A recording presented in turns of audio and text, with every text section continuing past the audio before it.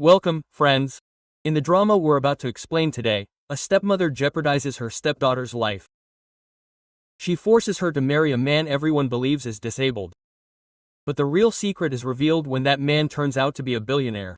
Now, imagine whose world will be shaken when the truth is revealed, whose face will be exposed, and whose fortune will shine. This is the true story of this drama. Every scene is filled with romance, comedy, and suspense that will keep you hooked until the very end. The drama begins with Jong. A woman kneels before her, crying, "I am your real mother. I love you so much. Please come home with me. Look, I'm on my knees now too." Quote. Meanwhile, her father sternly says, "You are my blood. Only I know your worth." Quote. Jong stands stoically, her face expressionless. It's as if nothing is affecting her. Seeing this, the reporters nearby whisper, "This girl is quite tough." Her mother is on her knees, but she's not relenting. The scene cuts to Zhang's eyes opening. She wakes up in a panic, internally reliving the same dream. Then we see her in a jewelry store. She chooses a beautiful diamond set and says, "Pack it up for me." Just then, her phone rings. It's Chan. He angrily asks her to come out. Zhang is shocked. How did he get here so quickly? As she leaves, Zhang laughs and says, "It's good you came. I was looking at my wedding set. You should take a look too." Quote. But Chan yells, "What's wrong with you? How many times have I told you not to touch my things without asking? And why did you go to my house? Who sent you? And where is Chuchu's album? Where did you hide it?" Quote. Zhang replies harshly, "How can you talk like that? Yes, I went near your house, but I didn't go in. I came back from outside and didn't take anything." Quote. Chan angrily says, "Stop your drama. You're so clever. Tell me the whereabouts of that album. Otherwise, I'll break off this engagement." Quote. Zhang still insists, "I didn't take anything. If something's missing, go to the police. Why are you bothering me?" Quote. Just then, Chan pushes her hard. Zhang falls, injuring her head and bleeding. This enrages Zhang. She gets back up, gives him a good lesson, and then calls the police to report the incident. Zhang watches all this from a distance, saying to himself, "Interesting, this girl is different from the others." Later, Zhang is in the hospital. A nurse bandages her wound and tells her to rest. Just then, her mother comes running in, terrified and remorseful. Holding her daughter, she says, "Sorry, dear, you had to endure all this because of us. If we had known Chan would turn out like this, we never would have got you engaged to him. In 4 years, he's never shown us his true colors." Quote. Just then, Yang's brother says, "I'm not going to leave him. I'm going to go to him right now. How dare he raise his hand on my sister?" Quote. Yung immediately replies, "No, brother, I've already beaten him up." Then, she says, "Sorry, I couldn't handle the marriage you arranged." Her brother calms her down, saying, "It's not your fault. Just take care of yourself. We'll announce the end of this engagement soon." Quote. Zhang thinks for a moment and says, "Brother, I need your help." Her brother eagerly asks, "Yes, please." But Zhang remains silent, and the scene cuts away. Zhang then returns home with her mother. There, her stepmother stops her and angrily asks, "What kind of a way is this? Is this your culture, that you beat your fiancé on the street?" Quote. Now you should go and apologize to Chan. Ji Yang looks at him in shock. Just then, her father says, "I won't force you. But you know our company has a business relationship with Zhang's family. If they break it, we'll be in trouble." Quote. Zhang coolly says, "Okay, I'll talk to them, but this is the last time I'm agreeing to your proposal. After this, I've paid all your dues. Understand that." Quote. Zhang then goes to Zhang, who is painting a painting. Zhang looks at him and thinks, how handsome he is. Just then, Zhang comes over and shakes his hand. Zhang thinks to herself, "I heard he's very rude, but he seems quite friendly." Zhang smiles and says, "Your family wants to compensate me." Zhang replies, "Yes, I know, that's why I came here." Zhang seriously asks, "But I heard you hit your fiancé on the street." Zhang laughs and says, "Yes, it was just self-defense. He attacked me, so I defended myself." Quote. Zhang jokingly asks, "If we're married, are we? If it happens, will you kill me too?" Zhang thinks to herself, "You agreed to the marriage so quickly," and she replies, "No, I won't kill you, and if you do, you can kill me too, and the score will be settled." Zhang smiles and says, "Imagine if I die, this gallery of mine will be gone. This is all as long as I'm still alive." Quote. Zhang calmly replies, "I don't want anything, and I don't want any demands from you." Zhang compliments him, "You're very honest. You brought your ID." Quote. Zhang replies, "Yes." Then they both get the marriage certificate together. Zhang says, "Send me the location of your house. I'll come there with my things." Quote. As she starts to pack her things, her mother arrives and asks, "Where are you going?" Jong shows her the marriage certificate and says, "I'm Jong's wife now. I should live with him." Quote, her mother, frustrated, says, "I don't accept this marriage. It's a compromise for me. You're the most important person to me." Quote, Jong says coldly, "I understand this very well." She leaves. Her mother begins to cry. As Jong leaves, her stepmom stops her and hands her a bracelet. "Take this, my wedding gift." Jong angrily breaks the bracelet. Her stepmom becomes furious and says, "What's this? Are you crazy? Do you know how expensive it was?" Quote, Jong immediately replies, "I'm not interested in your gifts," and walks away. Yang's mother starts to follow her, crying, but her stepmom stops her, saying, "Don't go after her. She's such a jerk anyway. She even broke the wedding gift. You know that?" Quote, at this, Yang's mother slaps her stepmom and yells, "Stop talking nonsense. This is all because of you. You made my daughter marry a disabled person." Quote. The two begin to fight and pull each other's hair. Just then, a servant runs up to Jong and pleads, "Please stop your mother. They're fighting very badly. Please stop them." Quote. Jong calms down, saying, "I have nothing to do with them," and leaves. Jong then arrives at Young's house. She is greeted with great affection, and Jong is shocked. As she enters, she discovers that Young has prepared a whole collection of everything for her. Jong is completely shocked. Just then, Jong's assistant arrives and says, "If you don't like the color of the towel, just let me know and I'll change it." Just then, Jong arrives. Jong smiles at him. Jong asks, "How did you like it all?" Jong honestly replies, "Very good. I didn't expect all this to happen. You didn't have to do all this." Quote, Young replies lightly, "It's not that much. Anyway, I don't want my wife to compromise on anything." Quote, "I want you to never feel like your husband is disabled and can't do anything." Jong starts getting nervous. Jong takes out a ring from his pocket and says, "I went shopping. I brought some gifts for you." Quote. Then he puts the ring on Yang's hand and says, "Help me wear this ring." Jong thinks, this is a wedding ring. Then she puts it on. Then Jong holds her hand and puts a beautiful bracelet on her. Smiling, he says, "My choice is very good." Jong blushes again after hearing this. Jong jokingly asks, "Are you thinking of divorcing me?" Jong laughs and says, "Oh no." Jong says seriously, "I'll try my best to be a good husband." He then takes out a dress and heels for Jong and says, "Wear these, they'll suit you very well." Jong smiles, puts on the heels, and says, "I didn't expect you to be so good." Jong laughs and says, "If you call me husband, I'll feel even better." Jong thinks to herself, it's not exactly what people think. In the next scene, the two are having dinner. Jong serves food to Jong. Just then, a servant comes and gives Jong medicine, which he drinks with ease. Jong looks at him carefully. Jong asks, "What happened?" Jong says, "This medicine tastes a little bitter, but how did you drink it so easily? Is it for your legs?" Quote. Jong smiles and replies, "No, it's not for my legs. It's for my stomach. I take it before eating." Quote, "I'll definitely take it first, otherwise my stomach will get upset." Jong laughs. Jong, growing serious, says, "What's there to laugh about? Tell me too." Quote, Jong says, lightheartedly, "Nothing. Just like that." Quote, then Jong says, "You'll feel a little strange going to the office now because Chan will be there too." Jong calms down and says, "Yes, it will feel a little strange, but I had no emotional attachment to Chan. It was just a business deal, nothing more." Quote, in the next scene, Jong starts leaving for the office. Jong says, "Be careful on the road and take care of yourself." Jong smiles and says, "Okay," and says goodbye to him, and walks away.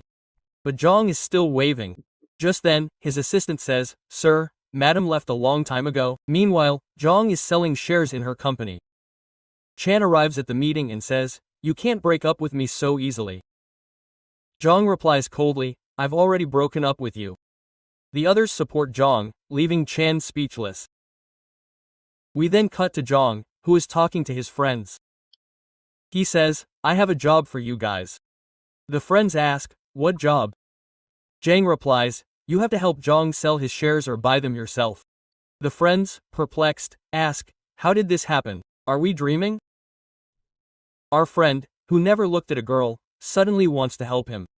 "What's going on?" Quote, Jong, serious, says, "Don't overthink things. There's no affair. Just do as I'm told." Quote. But the friends refuse to believe it. Then Jong shows them his marriage certificate. They are shocked, but also happy that at least someone is there to take care of him. The friends joke. He says, "We also want to see who has taken control of you." Jong says, "Don't make up stories. Just do what I told you. Yang's shares must be sold. I don't care if you buy them yourself or have someone else do it." Quote. He leaves. Meanwhile, Jong goes to see Zhao with her friend, who was about to buy her shares. Her friend, Gigi, asks Jong, "I heard your family arranged your marriage to a disabled person, and you agreed. Why did you do that? You're so beautiful. Why did you agree?" Quote. Jong replies, "Even though he's disabled, he's much better than Chan." Just then, Chan arrives and hits Zhao, saying, "How dare you sit next to my wife?" Zhao, frightened, asks, "What did I do?" Then, Zhao slaps Chan and says, "I bought all the shares from Jong. That's why I'm here." Quote. Jong then slaps Chan. But Chan grabs her hand and says, "We've been in a 4-year relationship for you. How can you break it like that?" Jong says coldly, "You can't break it. I've already broken it, and I'm married. I'm married now, so don't follow me from now on. I have nothing to do with you anymore." Quote. She walks away. Chan is shocked that she got married in just one day. He whispers, "See, the day will soon come when you'll come begging me." Meanwhile, Jong goes to her mom and dad's house. They're having dinner. Her mother, delighted to see Jong, says, "Oh, you're here, come have dinner with us. If I'd known you'd come, I would have cooked your favorite dishes." Quote. Jong smiles and says, "No, thank you, there's no need for all this." Then her dad hands her a file and says, "This is 6% of our company shares that I want to transfer to your name." Jong smiles and says, "No, I don't want it." She hands him a card and says, "This card contains 1 million yuan. Thank you so much for taking care of me for a few years, but now I'm married in. I have nothing to do with you guys." Her mother begins to cry, asking, "How could this be? You're our daughter. Our relationship with you can never be broken." Quote. But Jong ignores her words and walks away. Yang's brother then follows her and stops her. Jong says, "Yes, tell me what it is." His brother hands her a pen drive and says, "This is the information you gave me to collect." Jong smiles and says, "Okay, thank you." Her brother says, "Don't worry, no matter where you go, we'll still be family." He then tells Jong, affectionately, "Uncle and Auntie love you very much." Jong turns serious and says, "I don't have time for this stuff," and leaves without listening to her brother's words. We then see Jong reading a book, constantly glancing at the door and checking the time. Just then, Jong returns. Jong, a little angrily, says, "Why are you so late? I was waiting for you for so long." Jong says, "Sorry, I went home after selling the shares. I had to solve some problems there. Then I saw a shop on the way and remembered you, so I brought a gift for you. Look and tell me how it is." Jong happily says thank you so much. And he takes the gift. Jong opens the box and sees that there is a very beautiful bracelet in it. He happily says to Jong, "I love it." Jong says smilingly, "I am glad you liked it." Then Jong asks, "Have you eaten?" Jong says, "No, I didn't have time." Jong immediately orders the servants to serve the food. She had even had a special cake made for Jong. Jong becomes emotional at this. She remembers how she used to make all the arrangements for Chan, and Chan would always insult her and leave. Now, in the present, Jong sees Jong looking sad. He asks, "What happened?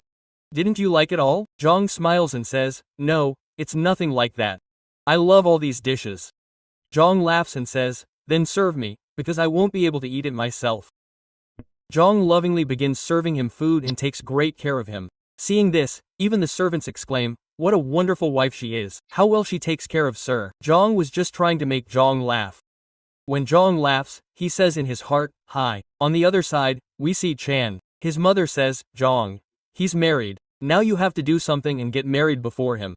Chan says in surprise, they can't just break such an old engagement. Mother announces Yang's marriage and says, Jong is already married, and that too to Jong. I don't understand how she accepted it. Chen is shocked. He thought Jong was lying, but now the truth is revealed to him. In the next scene, Jong comes to bed to sleep. She's very shy and avoids Jong's gaze. She lies quietly on the bed. Jong comes to her and asks, "What's wrong?" Jong says, "Nothing." Then Jong turns off the lights and goes to sleep. Just then, Jong says, today is our first wedding night. Jang replies, no, not yet, my legs are bad. I can't do anything until they get better. Yes, if you want, something can be done. Jang thinks to herself, this is too much. I shouldn't have said it at all. Oh my god, what an embarrassing moment. She immediately refuses. Yes, no, and then she goes back to sleep. Jang wakes up in the middle of the night. He sees that Jang is not on the bed. He starts looking for her and finds out that Jang had fallen down from the bed. Seeing her, Jang finds it difficult to control his laughter. Next day both of them go to the doctor. The doctor says to Jang, I told you not to, yet you are not quitting smoking. Jang lies and says, I don't. Jang immediately tells the doctor that he is lying. The doctor says to Jang, you have just got married. If you don't get treatment, it will be difficult. This is the reason why most divorces happen these days. Jang gets scared. As soon as he reaches home, Jang tells the assistant, I need strong tea. There's no need, Jang says. It's not good for you. The assistant laughs, because now Jang is also trapped in his wife's clutches. He can't get tea, and he's left with a frown. In the next scene, Jang is working on her laptop. Jang asks, what are you doing? Jang replies, I'm looking for a job. I don't have one right now. Jang laughs and says, are you making fun of me? I don't have a job. Jang replies, no, it's nothing like that. Jang smiles, we're glad to hear that. Then Jang gets a call. Her friend tells her that Chan has spread rumors about her family and Jang. Jang seems unperturbed by this. Jang asks, do you still like him? Jang replies, I never liked him, and now whatever he does doesn't matter. Jang then asks, do you like me? Jang falls silent. Jang smiles, I'll wait for the day when you feel like you like me again. Tell me first if you're starting to do that. Jang just stares at his face and thinks, what a nice guy he is. The next day, Jang goes for an interview at a company. The manager is amazed by her CV and says, you're very talented. Your job is guaranteed. He then invites her to lunch. Meanwhile, Jang is feeling uneasy without Jang. Her assistant calls Jang and lies, saying, sir, I'm not eating or drinking. Jang refuses her manager and returns home. Jang pretends to faint in front of her. Jang becomes worried about her and asks, what's wrong? The assistant replies, my sir, I can't quit smoking. Jang then takes a candy from her bag and puts it in his mouth. Then, she realizes he's very close to her. She tries to stop him, but Jang grabs her hand and starts eating it himself. Jang begins to blush, and the two become very close, just staring at each other. In the next scene, they are having dinner together. They're having dinner. Just then, the servant brings Jang's medicine, but he's not drinking in front of Jang. Jang says, drink it. I was just laughing. Jang replies, the thing is, I can't walk, so my food doesn't digest properly. Jang says, yes, I understand. Then Jang says, I've cooked all your favorite dishes today. I heard you like spicy food, so I made that too. Jang smiles, I don't drink too much at all. I eat everything. Jang starts laughing. Seeing Jang laugh, he's overjoyed and says, now I want to show everyone our marriage certificate. Jang is a little surprised. But then she says, if you don't have a problem with it, then show it. I thought you wanted to keep this marriage a secret. Because we got married secretly, right? Jang laughs, yes, that's why I kept it a secret. During dinner, Jang receives a call from the office. An urgent call comes in. Her manager calls her over. Jang asks Jang, do you mind if I leave? Jang smiles and says, no, why would you mind? Just bring me something nice. Jang laughs and leaves. Jang then arrives at the office. There, an actress is demanding double payment and threatening to cancel her contract. Jang says, okay, cancel the contract, but I won't pay you double. She then presents a brilliant marketing plan and convinces everyone with her presentation. Everyone is impressed by her plan. The actress, whose name was Ja, is now unable to find work and deeply regrets it. This is where Ja becomes Yang's enemy, believing Jang has done all this to her. In the next scene, Jang is waiting at home. Jang arrives very late at night. Jang says, oh, I haven't slept yet, and apologizes, I'm so busy these days. Jing says, no problem. No. Then Jang asks him about his legs. Jang says, I'm going to the hospital every day. Jang says, I'm sorry I can't help you. Jang smiles and says, it's okay. Then Jang puts him to bed. In the morning, Jang wakes up and finds Jang gone from bed. She's gone to the office. He notices the candy Jang had left for him. Jang, smiling, writes loving words on it. Meanwhile, Jang is so busy at the office that she doesn't notice anything. She leaves early in the morning and returns late at night. Meanwhile, Jong is slowly learning to stand on his own 2 feet. In the next scene, a servant asks Jong for candy. Jong refuses and says, "Sorry, my wife gave it to me. I can't give it to anyone." The assistant says, "That's too much, it's just a candy." Jong smiles and says, "Are you jealous?" Seeing Jong and my love, the assistant asks, "Why should I be jealous? You, be happy, both of you." Then Jong says, "Don't talk too much. Take me to the doctor." In the next scene, Jong is sleeping on the couch. Jong comes and picks her up and lays her down on the couch. Now her legs have completely healed. Jong thinks, maybe I'm dreaming. The next day, Jong shoots an ad video for the company's makeup products, which goes viral within minutes. Their products go out of stock. Everyone gives Jong credit. The manager offers her the position of head of the new company, but Jong has to transfer. Meanwhile, Chu, Chan's ex, comes to Jong and says, Chan has a mental breakdown. I came to congratulate you on escaping his trap. Jong goes to Jong's office. Jong asks, "How are you here?" "What a pleasant surprise." Jong says, "I have to go on a business trip tomorrow. I thought we'd have lunch together." They both eat lunch together. Jong starts to leave. Young says, "I'll drop you off at the office." Jong says, "Let it be, I've brought my car." Jong says, "It doesn't matter. I'll drive and send the car later." Jong says, "Okay." In the next scene, Jong is working in the office. An assistant tells her that someone has come to visit. Jong asks who it is. She comes out and sees it's Chan, carrying a bouquet. He apologizes to Jong. Jong says, "We have no connection now. Please go away." Chan says, "My company will sink without you." Jong says, "Let it sink. I don't care." An angry Chan says, "Okay. Return all the gifts I gave you." Jong says, "Okay," and asks the driver to take the car. Chan then arrives at Yang's house with his assistant. He sends the assistant out on the pretext of picking up things, and he stays in the room with Jong, locking the door. The assistant immediately calls Jong and tells her, "I'm not sure, sir, Chan has locked the door, and Madam is in the room with him. I don't know what to do." Jong becomes furious upon hearing this. Meanwhile, Chan tries to force himself on Jong, saying, "You're fond of trapping others, aren't you? Now I'll teach you what happens between couples. Look, that camera will be visible to the whole world." Jong panics. The scene cuts. Jong arrives at the scene and breaks down the door with the strength of her legs. But by then, Jong had already hit Chan. Jong approaches her. Jong slaps her too, saying, "I didn't do anything. I didn't do anything." Jong calms her down, saying, "You didn't do anything. I did it all. Now shut up." Jong then opens her eyes and is in the hospital. She tells Jong, "Forgive me. I hit you, I wasn't conscious." Jong smiles and says, "Why are you apologizing again and again? It was just a slap. Don't worry, I'm here. I'll fix everything and take care of you forever." Jong thinks to herself, "This is so nice." She says, "Take me home. I don't feel well here." Jong says, "Okay."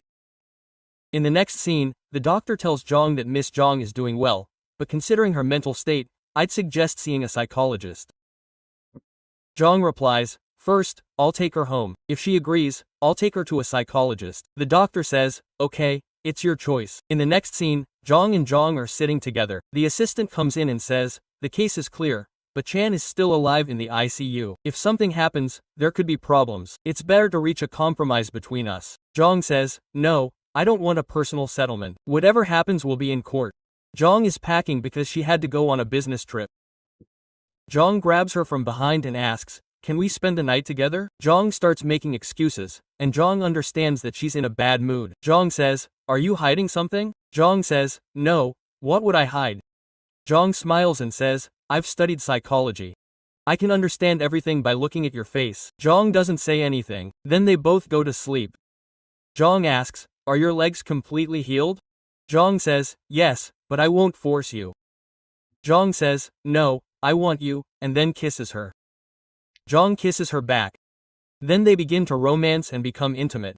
But Jong is tense. He thinks to himself, she wasn't in a good mood, so why did you do all this? Jong is later seen lying quietly in the bathtub. He then returns to the room and sees the bedsheets. He realizes that this was Yang's first experience with blood, which is why she felt unwell. After this, Jong takes care of Jong. In the next scene, Jong says, "I'll go to the office with you today." Jong and Jong arrive at the office together. Everyone compliments them and says, "Look how cute this couple is." Zhang then takes Zhang to her office cabin. The manager is surprised to see Zhang and asks, "I'm not in a good mood. You two are a couple." Zhang smiles and says, "Yes, and Zhang is my wife." Zhang then drops Zhang off at the airport and says, "I'll miss you very much. Please take care of yourself." Quote, Zhang smiles and says, "Okay," and bids him goodbye, leaving. In the next scene, Zhang takes some fruit and flowers to the hospital where her grandfather is, but she doesn't go to him herself, but hands them to the nurse. Grandpa asks, "These are all my favorite things. Who sent them?" Quote, Yang's mother smiles and says, "Zhang must have sent them. He remembers our preferences." Quote, Zhang then goes to her grandmother's grave, places the flowers, and says, "The whole family has fallen apart since you left, Grandma." Just then, her brother sees her there. Zhang then goes to a psychologist. It's there that we learn that Zhang has a mental disorder. If she tries to have physical interaction with anyone, she becomes ill and panics. The doctor explains, "You have to make an effort yourself. Remember your husband's caring and love. Gradually, you'll start to like his touch, and you'll heal yourself." Quote, Zhang leaves. Just then, her brother grabs her and says, "I never imagined you'd hate us so much that you wouldn't even want to meet us." Zhang starts crying and says, "Forgive me, brother." They embrace. Zhang's friend sees this scene, takes a photo of them, and sends it to Zhang. He calls and says, "See? She's cheating on you. She's come to meet some guy." Quote, Zhang remains calm and says, "This is my matter. I'll handle it myself. Please don't interfere." Quote, Zhang's heart is troubled, but he doesn't know what to do. In the next scene, Zhang's friend Yu is at a party, where Yang's brother is also present. Some people tell Yu that this is Yang's brother, and that Zhang left some time ago. Yu is terrified, but he still messages Zhang and apologizes. "I was wrong, brother. I thought he was someone else." Quote, but this boy is Yang's brother. Meanwhile, Zhang is sitting with her brother when her mom, dad, and grandpa arrive. They all cry, "How could you leave without meeting us?" Zhang runs to them tearfully and apologizes. Meanwhile, the assistant is very upset because Zhang had been exercising continuously for the past 3 hours without taking any rest. When the assistant forcibly hands over the phone, he hears Zhang's messages. A smile appears on his face. He then calls Zhang and politely says, "Sir, I'm Zhang. Yang's husband. I'm sorry if I spoke rudely. I'll quickly take care of everything here and then bring her back."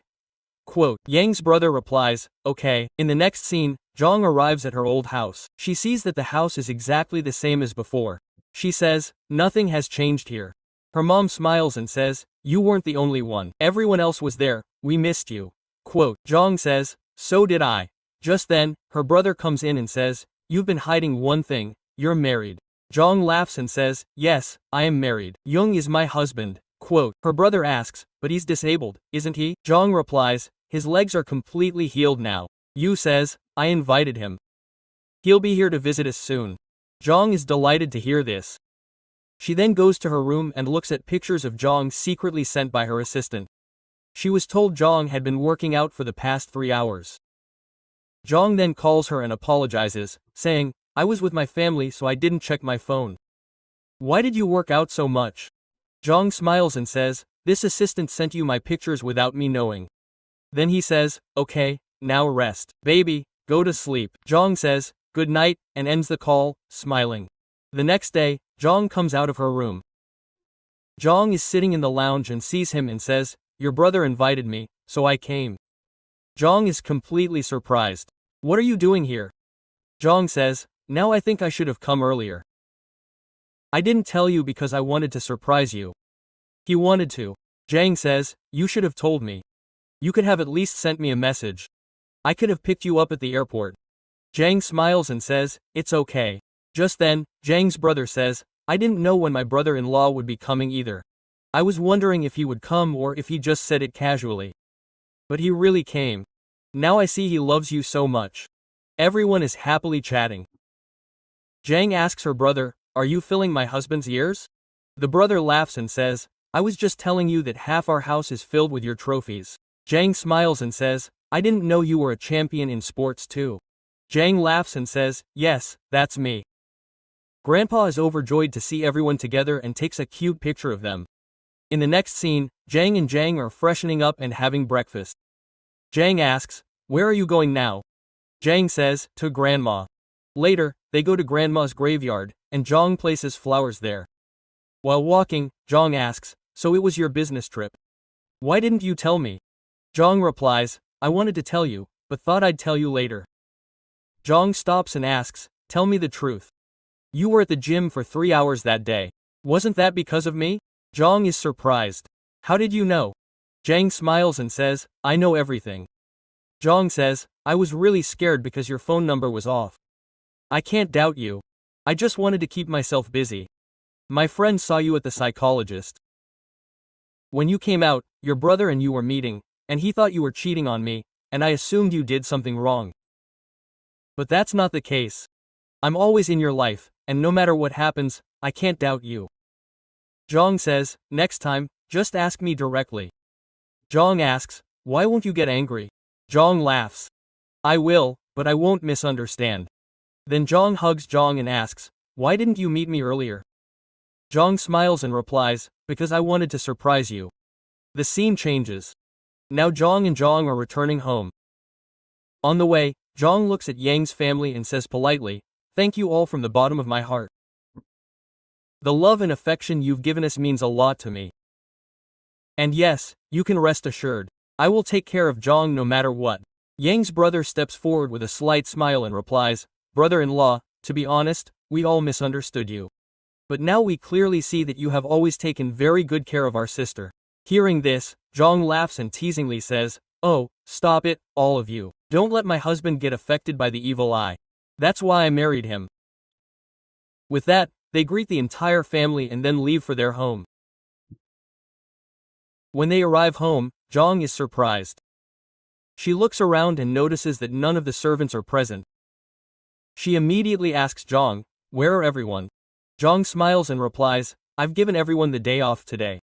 Just you and me, no one else. Hearing this, Zhang blushes a little and says, wait, I'll be right back. She goes into the kitchen, makes soup for Zhang, and lovingly places it in front of him, saying, Zhang, I want to share something with you. Then, she slowly reveals everything about her mental problem. But Zhang isn't shocked. Instead, in a very soothing tone, he says, it's okay, this can happen to anyone.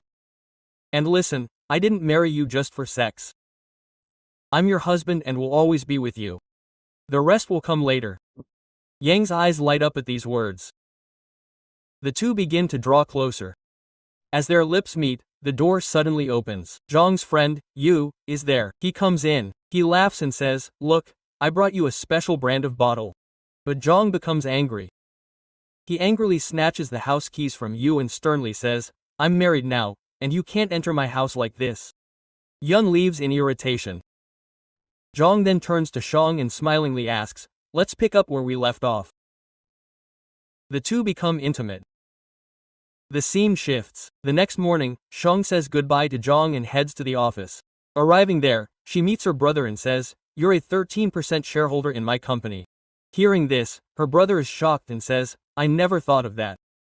Zhang smiles and replies, I'm adopted anyway. This is all yours, really. But her brother immediately shakes his head and says, no, don't say that. This is all yours and will always be yours. Zhang says, you've taken care of everything up to this point, and you'll be the one to take care of things going forward. He then signs a contract with his company and holds a press conference, where he answers everyone's questions. In the next scene, Zhang's mother comes to visit him and says, enough is enough. You haven't introduced me to your daughter-in-law, but today I'll meet you.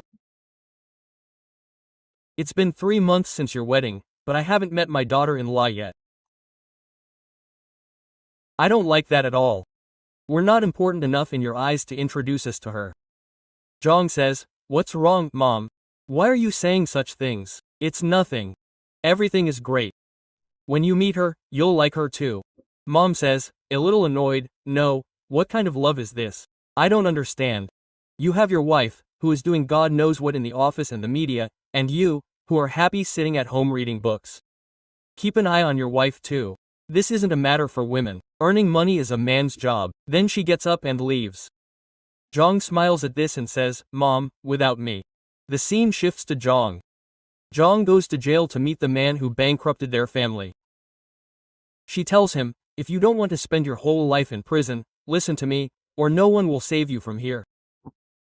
I'll add a couple of more charges, which will at least result in the death penalty. So, it's best for you to quietly sign the papers. Finally, he signs, cowed. Zhang goes to the company and gives the papers to her brother. Now everyone wanted to join the G group of companies, and Zhang in a very short time, she took the company to such a level that it received an award. While going on stage, Zhang says, "I am very happy that I reached here. It was not easy to reach here. But someone came into my life who motivated and supported me." Then we see that Zhang is the same. Zhang further says, "He is none other than my husband Zhang. And today I want to tell him something in front of everyone." Then she goes to Zhang and asks, "Zhang, will you really marry me this time?" Quote. Zhang says with a smile, "Yes." Then both of them hug each other and smile happily.